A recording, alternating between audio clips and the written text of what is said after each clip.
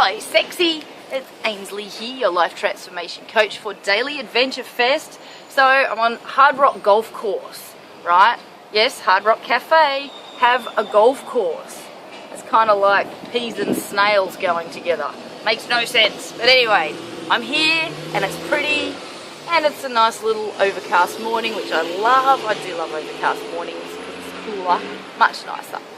So today I wanted to talk to you about moving on from things and how, if you're having difficulty moving on from something, whether it's a breakup or a friendship conflict or an argument with someone or actually getting out of a job even, or quitting smoking, or anything that you want to either move away from, you want to move away from to reinvent yourself or create some kind of transition, there's one key ingredient that you need, and that is the pain needs to be bigger for staying and doing the thing than leaving, and the pleasure for leaving and moving away from the thing needs to be greater, like far greater.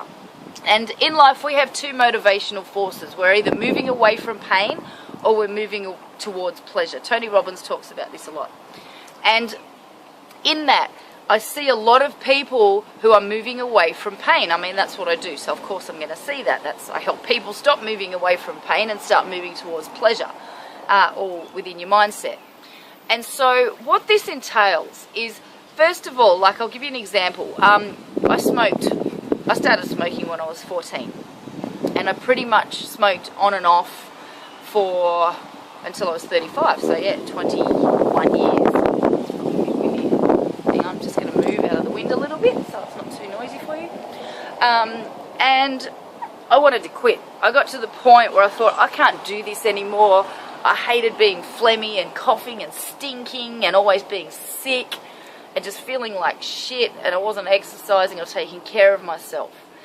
And so what I did, there was this ad on Australian television, and it was of a woman. It was a real life reality type ad, and she was 39 years old, and can't remember what her name was, but she had lung cancer. And so the ad was of her and the kids talking, and she's got the tubes coming out of her nose and the oxygen tank and that sort of thing. And basically the end of the ad was that she died and put the rest in peace at these dates. And I'd seen the ad before, but it never really resonated until that moment. And I decided to use that as my motivator to quit smoking. So what I did was that I attached a shitload of pain, and I started telling myself that if I don't stop smoking, I'm going to die when I'm 39 years old. And I kept telling myself that so much, that I quit. I stopped. Now, I wish I could say I stopped forever. I went back after my ex had a psychosis, and then I had a lot of mental health issues, and that, stress is like, oh my God, I need a cigarette. But then after that I got hypnosis done, and that was the end of that. Like, I haven't smoked for 4 years now. So I was 35. No, it was a little bit 3.5, 4 years ago. Yeah. So it's been a while, and my body is still repairing. But this is the thing with whatever you want to change in your life, you have to find a greater pain and reason to stop than what you do right now, because your brain right now has massive positive associations around this thing. Say if you're in a destructive relationship, you've still got positive associations around this person. You're still holding on to the good. You're still holding on to the great things that they do have going on with them. And in a lot of cases, it's only because you're putting on your rose-tinted glasses and telling yourself that they do have these great points, and you're not acknowledging these bad points are outweighing the good. And it's like anything. If you're not losing weight and you want to lose weight, your associations, your positive associations to food is outweighing the pain that you feel in being overweight and feeling really uncomfortable in yourself. And so when you do this, when you want to make this change, like, it requires mental effort and not just willpower. Willpower is like 10%. It's not even that. It's more about you have to start training your brain to change. And I did it with hypnosis. I could say I call it cheating, but to me it was like, you know what, I wanted to fast track that. But I'd also been working on the other stuff as well. Like, you have to want to change for you to change. If you don't want to change and you're pretty happy where you are, then you won't. It's as simple as that. If you want to quit smoking but you're around people that keep smoking all the time, it's going to be a lot harder. I stopped going out so much. I mean, I'm lucky with Australia, you have to go outside to smoke anyway when you're at a bar or a restaurant. So it actually became a greater pain to add to that to stop. And now I can't handle it. I can't be around it. And so that's the biggest thing for you, is that you have to find something greater in you, some reason, some greater reason to stop. And then every single day you have to practice these thoughts and these things, these feelings. Now, the way to do this, so there's a question, right? It is looking at the thing. What is painful about this thing? Okay? And then make a list of all the things that are painful about it. For example, if you're want to lose weight and you're overweight, being painful, things that are painful are not being able to fit into clothes, going to change rooms, people looking at you, not being able to wear a bikini at the beach, not being able to, not having any energy or motivation, or there's all sorts of pain you can add to that. But then you've got to look at it, okay, what's pleasurable about this situation? And then you go, okay, I can eat what I want, oh man. See, I've done it to myself so many times that I don't know. No, I'm telling a story, of course I know. Just off the cuff, I'm trying to think. Yeah, you can eat what you want, you can be social, you just have to not worry about food, okay, or not exercising or whatever. You can get out of it. And so what you need to do is look at the painful things you've written, and you really need to weigh that. Like, put shitloads of weight on that. So you want to stack it up, like stack up the pain.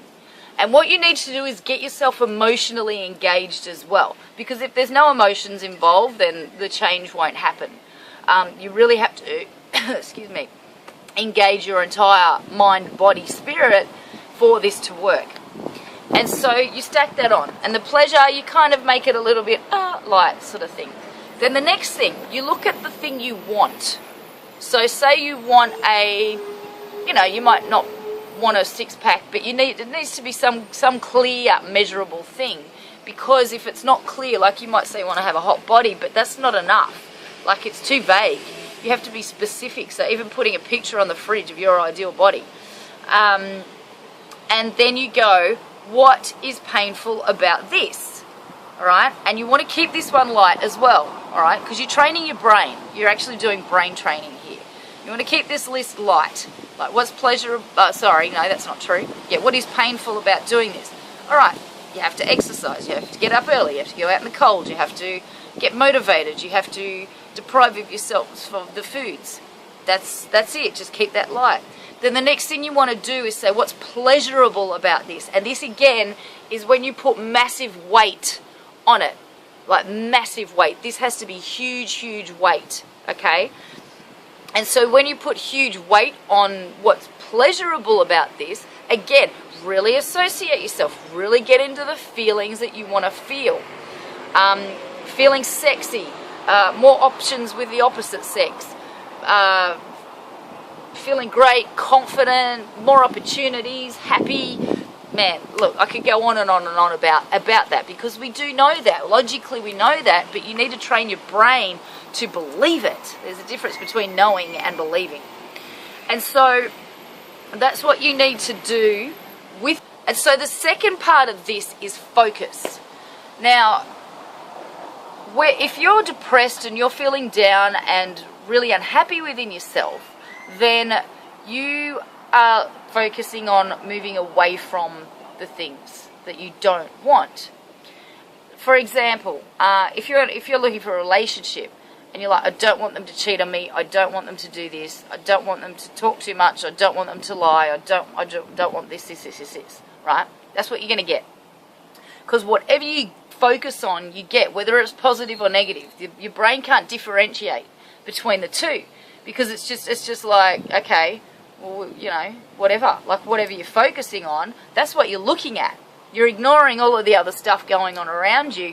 You're just focusing on, I don't want this, I don't want this, I don't want this. You're beating the drum constantly of, I don't want, I don't want, I don't want. Okay? And when you do that, you're going to keep getting it because that's what you're looking for. Like, if you can see or understand what I mean. So in psychology, it's called confirmation bias.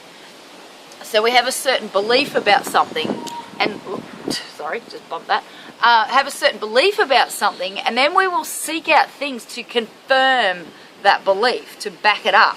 All right, so it's not necessarily true. Our whole lives are made up of bullshit because we've created it. We've created bullshit, and so that's who we are, is all made up of bullshit, which is awesome. I love that, because you can like unscrew some screws and put in some better ones into the awesome brain of yours and start living a cracking life however you want.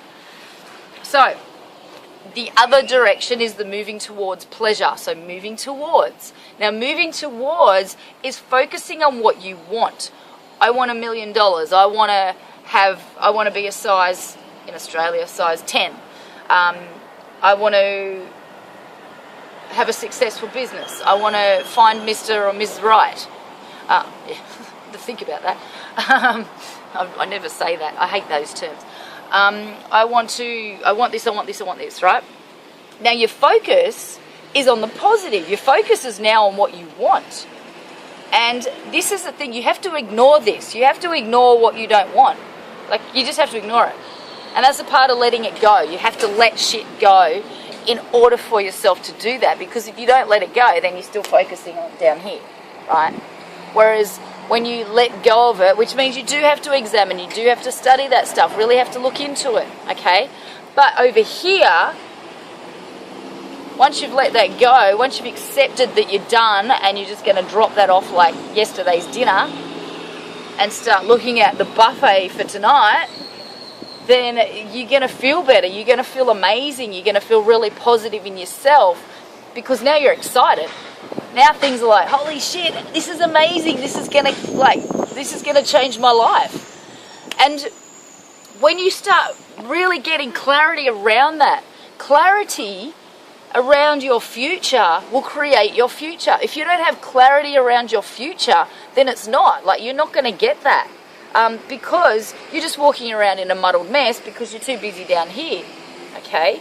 And so when you look at this and you're like, oh my God, I can see my perfect man or my woman or my perfect whatever, then you are going to move towards that. Your confirmation bias will start seeking out opportunities. Your subconscious, the more you tell yourself and drill into yourself what you want, your subconscious will pick up little cues, little bits of information all around you that you've been missing while you've been here. Like, you've been completely, like, it's been passing you, all these opportunities have been passing you by because you've been too busy on this shit that you don't want. Whereas when you focus on this, then it gets exciting, it gets really, really cool and really, really interesting as well. So that's it, that's your focus. So today, what I want you to do is write down your perfect day. Like, what's your ideal relationship? What's your ideal work situation? What's your ideal body? What's your ideal friendships? What's your ideal sense of being? Okay? Health. All of those things. Get super, like, uber specific about them. Tell them as if, write it down as if it's a story.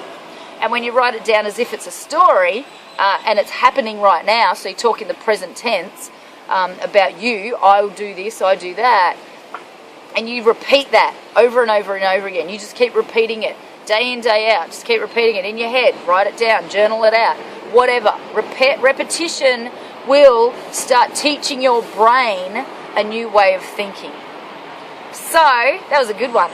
Have a cracking day. Now, if you'd like to get your hands on my Fantasy Life Starter Pack, It's full of videos, audios, and worksheets to help you create your fantasy life you're moving towards life, help you get real clarity around that. All you need to do to get that is go to ainsleym.com. That's ainsleym.com, and just scroll down a little bit, and underneath you will see the form just to get your free My Fantasy Life starter pack full of very cool shit to get you out into the world.